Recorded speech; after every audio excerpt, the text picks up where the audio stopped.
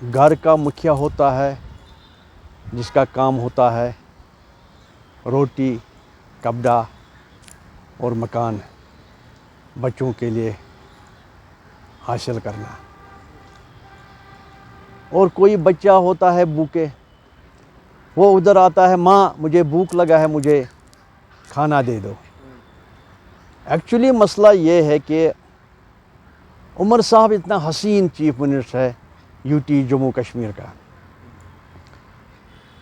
اس کو پتہ چلنا چاہیے کہ جب لوک سبھا راجیہ سبھا میں اعلان کیا گیا ہے ملک کے پرائم منسٹر صاحب نے، ملک کے ہوم منسٹر صاحب نے، کہ ہم جموں کشمیر کو اسٹیٹ ہوڈ وقت پر دیں گے ضرور۔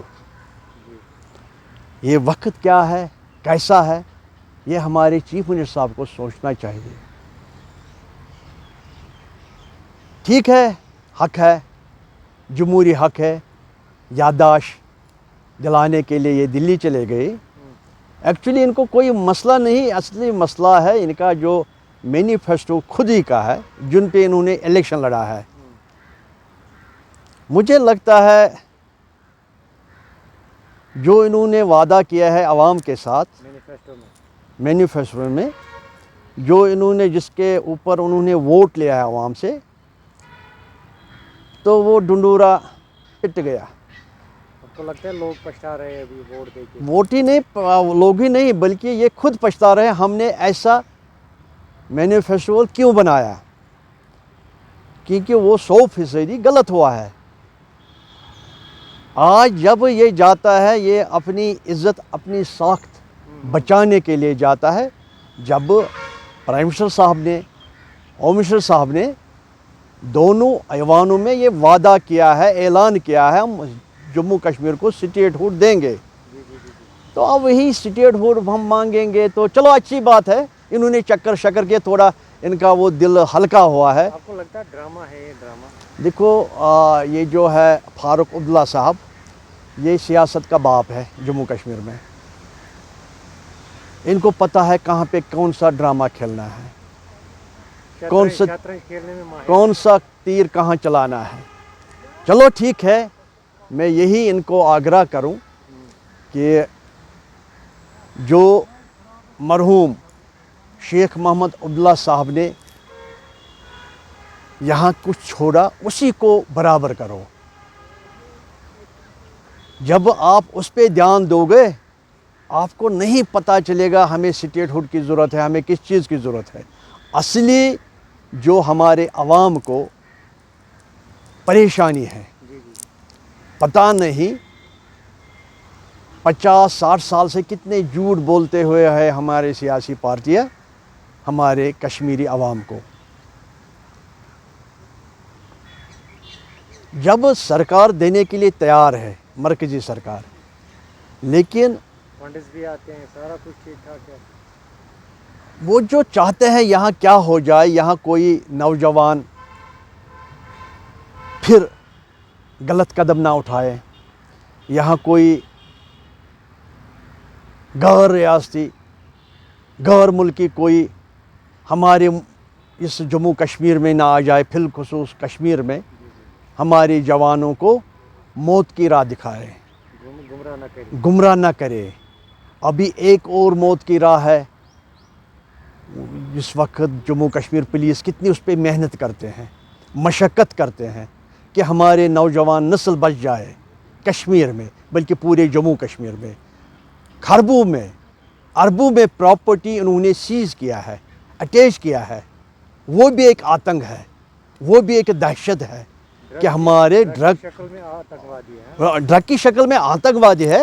مطلب ہمارے جموں کشمیر پولیس کا کتنا رول ہے، بالخصوص جو ہمارے سری نگر کا SSP صاحب، کشمیر کا IG صاحب، اور کتنا یہ محنت، اور باقی ڈسٹرکوں کے SSP صاحب DC صاحب سارے لگے ہوئے اس آتنک سے ہمارے جوانوں کو نجات ملے، ہمارے جوان یہاں پھولے پھلے آگے بڑھے۔ تو عمر صاحب اس پہ دھیان دے دو۔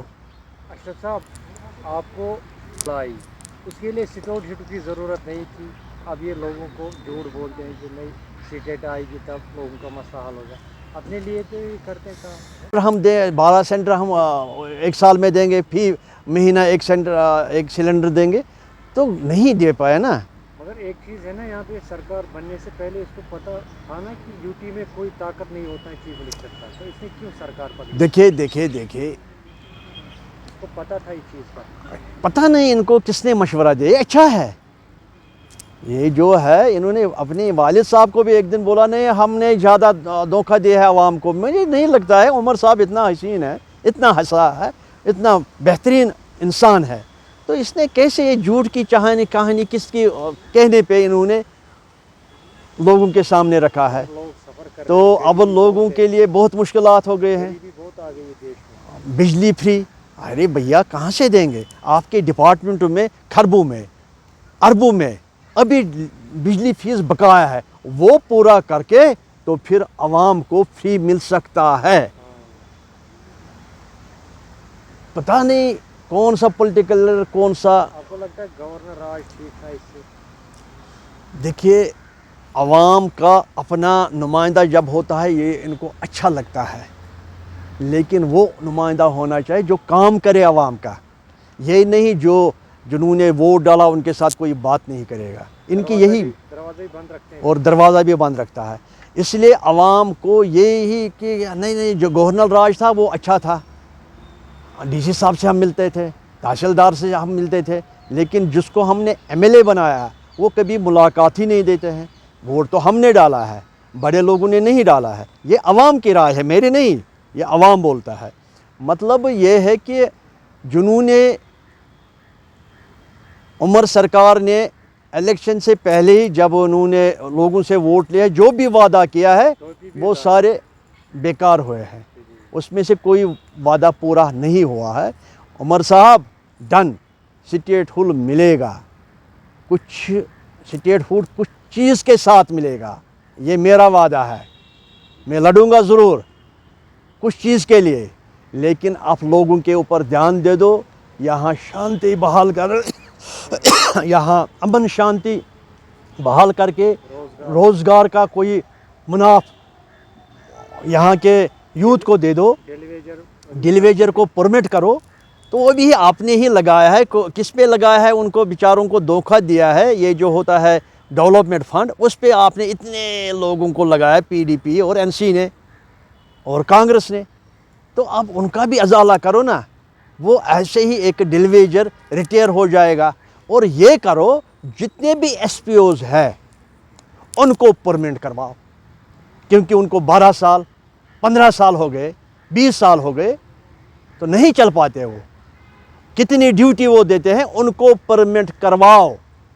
آپ ایل جی صاحب سے ملو، آپ ہوم منسٹر صاحب سے ملو، تو بات بنے گا. اپنے گھر کو مت سوچو، ان کو سوچو، ان کا سوچو. ایک تو ڈیلیویجر اس میں ایس پی او بھی آتے ہیں، ان سب کو پرمٹ کرواؤ.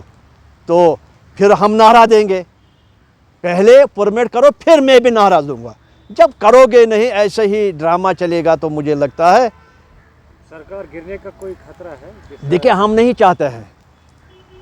چاہتے سرکار گرے، کیونکہ اگر سرکار گرے وہ بوجھ بھی پڑ جائے گا عوام کے اوپر.